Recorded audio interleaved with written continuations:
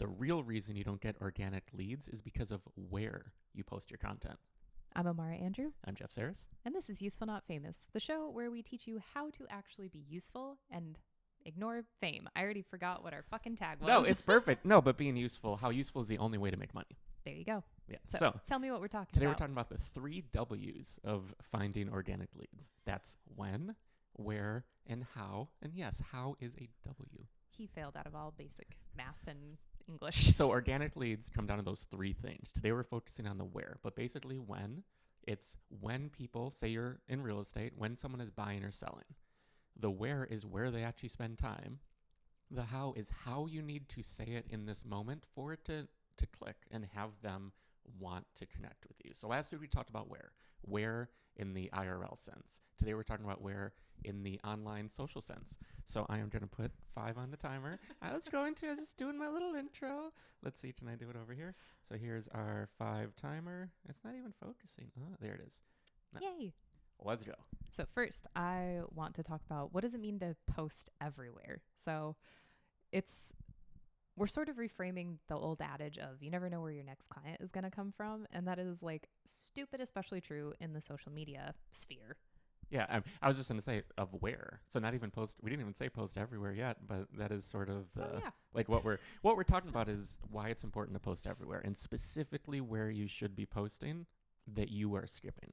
So most people tend to only focus on one platform because they realized success of some sort, whatever it is, whether vanity metrics, business, whatever. But yeah, we really want to hammer home why you actually need to cross post everywhere, all platforms. And we are going to talk about that a little bit more because you might be leaving your business on the table. Not your business. Leaving your business on the If you're not doing this, you're leaving so much business on the table is what Sweetie Pants was trying to say. Nope, you don't know what I'm trying to say. So something I want to talk about specifically, though, the problem with tying everything to one platform is we saw with the TikTok ban. So if, in case you don't know, what was it, like a few months ago? It was like December 31st or something like that. TikTok was banned in the United States for like 24 hours. I almost died because that was one of my favorite platforms. And I was like, what am I supposed to do? But so many people who built platforms on TikTok then were like, shit, my entire business is on this one platform. I didn't build anything else anywhere else or try to, just post to different platforms. So if you're doing that, let's say specifically using Instagram, because so many real estate professionals for some reason are just in love with Instagram, which we know why, but we'll talk about that more in a second. If Instagram went away tomorrow, would you be screwed? Most people, yeah. Or if they changed how the algorithm works. And so one of the things, organic content is currently free. Reach is free, and that won't be forever. Like one day we will have to pay for this reach that is the first time in history. Like we're doing free advertising without having to pay for it right now. And especially to the landscape of where social media is going is, I guess let's dive into the difference between social graph and interest graph. So social graph is Facebook, Instagram, LinkedIn, sort of. LinkedIn's like kind of a hybrid sort of and that we were talking about. Friends are. It's where your community, your social network is. So it's where it's most comfortable because all the people you already know are there. So it's where you feel the best because everyone's like, you can do it. I'm supportive. Meanwhile, interest graph is like the Wild West. You don't know what's going to happen. You don't know if your content's going to do well. But interest graph is mostly sort of, and we're talking about the algorithm. Interest graph algorithm, so that would be TikTok, YouTube Shorts, X, Twitter. They're mostly based in, is your content entertaining and are you being consistent with posting your content? Well, actually not entertaining, but connecting with the right people. I'd say entertaining. So an interest graph is trying to find what this content is and find the interested party, the interested viewer or reader or whatever, and connecting those two, where the social graph is showing you to your friends. You also can't be boring though. But yes. Oh yeah. Well, yeah, but just, sort of at the core of what it's doing. It's connecting interest with content. Yeah. So that's why we're so big on these platforms, because the interest graph is how you reach new people, and the whole point of your business is to bring in new organic leads. At least that's what we're talking about. taking that assumption that new organic leads is the point. Especially because we primarily focus on organic content marketing. And like you just said, it's not going to be free forever. So how are you going to get your audience? And again, we're not all about vanity metrics and things like that, but just trying to build your audience on various different platforms, because you need to reach people where they want to be reached. So personally, to be fully honest, I spend very little time on Instagram, only to keep tabs on people or be part of whatever the hell I'm trying to do on Instagram. But I spend a lot of my time on TikTok specifically because I find that to be, it's just fun. You never know what you're going to find. So something we teased a couple weeks ago too, which this brings me to, is that we were trying different things, or I guess I'm jumping ahead, but. Well, no, but it's perfect because we're just about to hit time for this first section. Perfect. I want to go further, but we're going to try to stick to our 15-minute show today, which is 3 5-minute segments. First, why, what we're up to, and then how. So we're going to dive in. I'm actually shocked we nailed it. Look at that. Okay, so now what we've been up to this week is something that we did tease. We've talked about a few weeks ago, if you've listened to the show before. Yes, and it's made me so excited because I've gotten back to my roots, quote unquote, where I've been doing art history content. So my whole background is in like art history specifically. And pre-COVID, like around COVID time, I started doing art history TikToks, took off phenomenally on TikTok, which also we have another story for that of why you need to post everywhere. But for the sake of time, I restarted doing art history TikToks. You look so upset with me right now. Get to your point, lady. And it's just so interesting because the same is true back when I was regularly posting them around like 2020, 2021 to now. I post them on every single platform. Instagram, fucking nothing. Facebook, negative nothing. LinkedIn, negative nothing. TikTok, some. X, some. YouTube Shorts, this one particular video, over 500,000 views. Granted, we're not focused on just all the vanity metrics and no, everything. but like a few weeks ago, we said we're getting back into the lab and experimenting a little bit. And clearly this experiment is working because we know it will. We've done this so many times for so many different businesses and platforms. And I can now figure out, okay, I think it's going to do really well on this platform. I think it's going to do better on this one. And I was 100% accurate, but I did not anticipate the amount of reach I got, which was insane. And again, this is interest graph. So obviously this isn't 500,000 people that know you. This is 500,000 people who wanted to see what you created. And if you only post this on Facebook or Instagram, no one new would have seen it. No. And it's specifically trying new things and trying new methods, trying new hooks, trying very specific things, because then we can use it for our business as well. Yeah, so it's like I'm testing on myself to see, okay, did this specific delivery like work well, quote unquote? Yeah, it did fucking phenomenal. So I've tried it for a couple other videos and those have also done very well. So then it's something like, okay, now I can bring this to our top bananas, which is what we call our clients, and try to figure it out for them. So that's what I've been up to this week. Well, yeah. Well, no, but just sticking with the interest social graph thing. That's why you need to be everywhere. Like I think you and I would agree. Maybe. If you were going to choose, you being, not you, the dear listener, Tori. Hi, Tori. No, but if you were going to choose, obviously more than anyone who's out there, but hi, Tori. If you were going to choose one platform to post to, we would absolutely say it better be an interest graph. It better be TikTok or it better be YouTube. If you are just dead set on only one, only choose one of those two, because you're just wasting your time if you're only doing Facebook, only doing Instagram. And specifically talking about, like, because we primarily work with real estate professionals, the amount of people that have said, I get my business from YouTube is almost every single person. I never hear a single person be like, oh, I got business from Instagram. Well, or very few, no. I would say. It's very different. I'm not refuting, because that's exactly so. Like, we filmed with Shannon recently, and her whole thing was, I have so much reach on Instagram.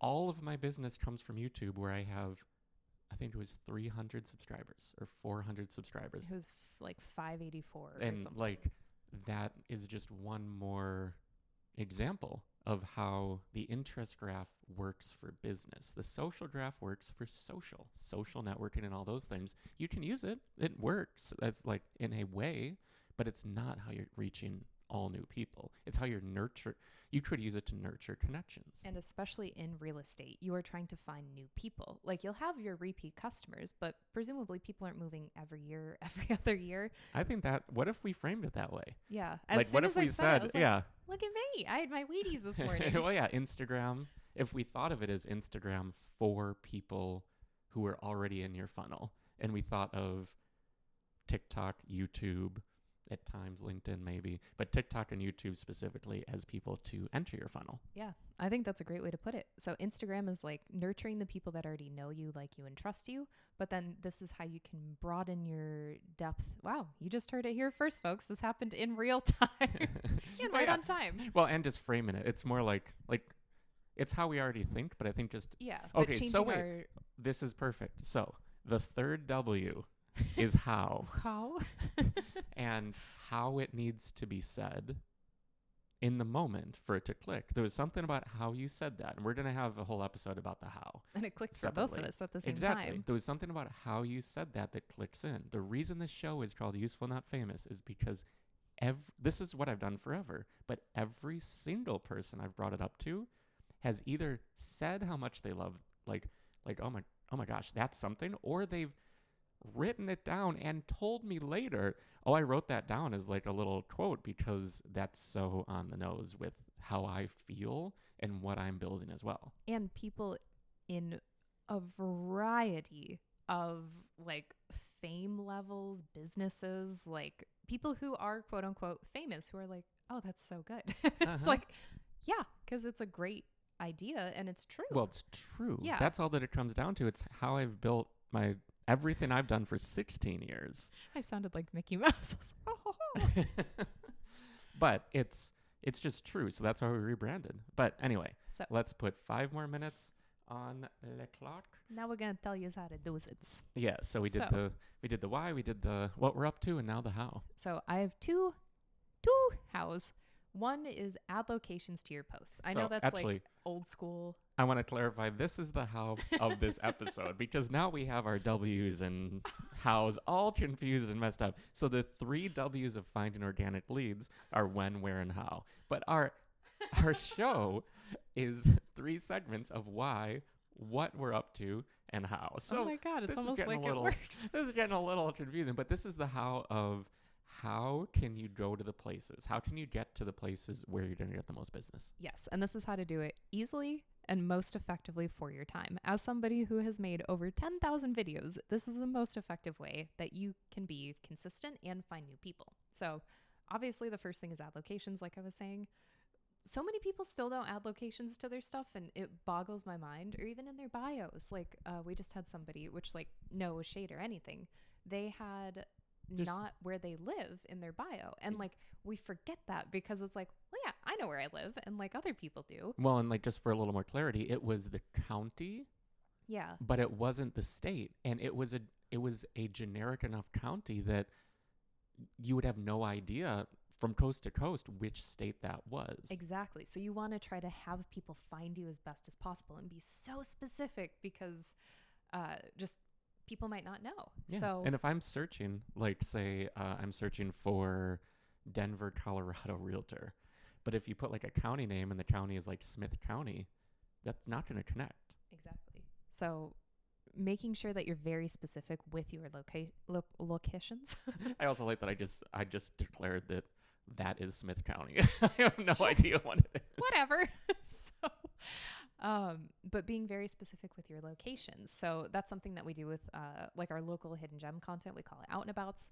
I make sure to include the locations for all of our top bananas because obviously people who are in your community are going to be looking up these places or find this place or whatever, or it's going to stumble upon their feed, which Stumble Upon is one of my favorite sites. And I also want to just say, because again, interest graph. So if we're in Chicago, so if we tell TikTok and we tell YouTube, we're in Chicago, and this is local to Chicago, what we're making, It's going to find people who are interested in Chicago. Now, that could be more broad because Chicago is a city people can be interested if they don't live here. But almost anywhere else in the world outside New York, LA, and a couple others, it's likely going to be people who live there. Oh, 100%.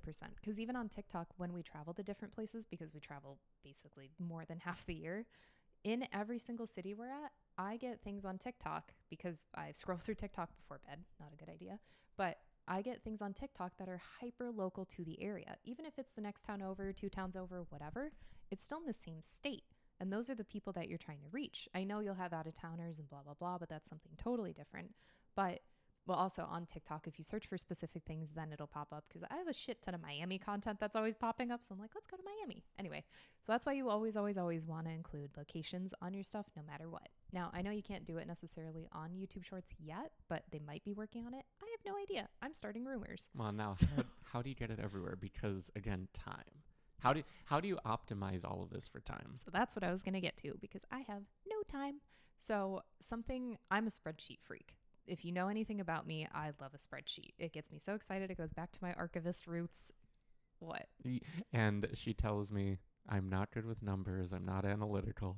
I like things organized and I like to be able to see everything. So I have spreadsheets for every single specific person. I have, essentially it's broken down, which I'll just tell you briefly how it's broken down. The post date, the post time, which I try to choose the same date and the same time every week. Why? Most platforms, it seems, I'm talking with my hands a lot in this episode. Most platforms, it seems, prefer you posting same day, same time, no matter what, because they know that you're going to show up every week. You're going to be bringing people to their platform. People are going to have something to tune into. The longer, which so many people tap out at 6 months, but the longer you can do that, the better it is for you and your profile. Well, and I just want to say, think of the algorithm as a person. If the algorithm knows they can trust that you're going to deliver consistently, beep.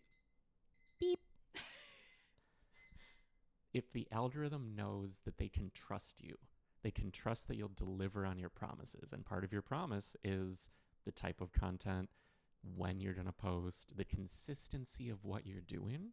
They're going to show it to more people because they know they can trust you. Like, they being an algorithm, they being a human, like, you turn to people that you can trust to deliver. Exactly. So super quickly for the rest of the spreadsheet, I have the quick editing title is what I call it, where I just need to name the file quickly just to get it out, but then still naming it so it's keyword focused, because YouTube, various other social media platforms, they search using the file name. Super quick little tip hack thing. So I do that. I have the real title that I'm going to use in order to create a curiosity gap, which we've talked about before. We'll talk about more in the future. Then the description with hashtags. People say hashtags aren't relevant still, but I disagree on specific platforms. And then location finally. And then the if it's a collaboration with a business, so if it's like local hidden gem content, then a specific tab for that. And then also a shortened one for X and Threads, but I don't need to go to the weeds for that. So that's basically it, what I do for every single person. Yes, it takes a shit ton of time, but by having it all in one central spreadsheet, you can just copy and paste it for every single specific platform, which I want to tease. We're working on a way to make that even easier for everyone. Yeah. So like, you have all of your stuff. This is an absolutely free, you can just use Google Sheets. You can do whatever. And that's what I use. Yeah, just build this out. And then, okay, today's Tuesday at 10 a.m., for example, I need to post. So you copy, paste, copy, paste, copy, paste. That is, yeah, it is repetitive. It's not amazing to have to do it. So that's why we're working on some software that'll make it very simple. I'm so excited. But you can do this absolutely free. And you can duplicate each. So once you have your set template, so I have everything sectioned. Oh, I'm getting way in the weeds, but I have each cell. So like I have it grouped by week. I have a color. What? When you look at your fingers here, your eyes cross a little bit. They always do. It's my whatever. But I have. I was gonna say it's my intuition. So I have each week, and then I have. So intuitive. Inside joke time. It's slap happy at the end of our 15 minutes.